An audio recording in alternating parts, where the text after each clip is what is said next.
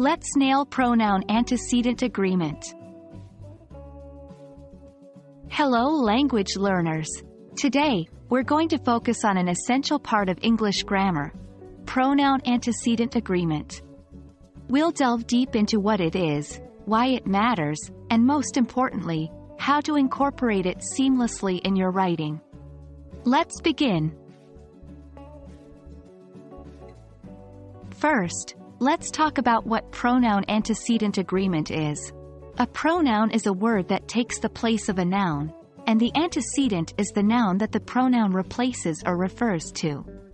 In English, a pronoun should agree with its antecedent in number and gender. This is what we call pronoun-antecedent agreement. Here's an example to demonstrate this. Emma likes her book. In this sentence, Emma is the antecedent and her is the pronoun. The pronoun agrees with its antecedent in both number, singular, and gender, feminine. Now, let's look at some common mistakes people make regarding pronoun-antecedent agreement, and how to correct them. 1. Singular versus plural. Incorrect. Each student must bring their book. Correct. Each student must bring his or her book. In the incorrect sentence, the antecedent, each student, is singular, but the pronoun, their, is plural. The correct sentence uses his or her, which is singular, to match the antecedent.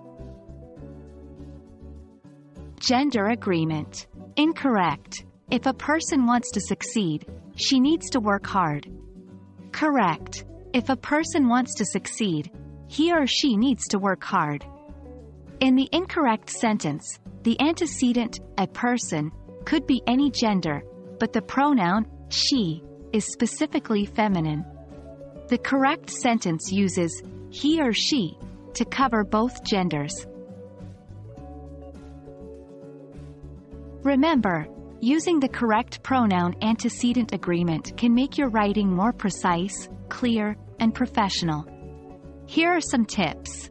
1. Be aware of the agreement. Always check the number and gender of your antecedent before deciding on the pronoun to use. 2. Avoid gender bias.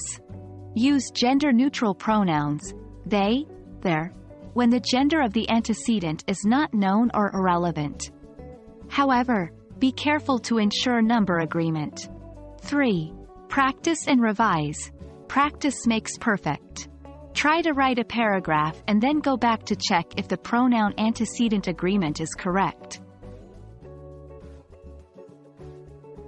And there you have it, folks.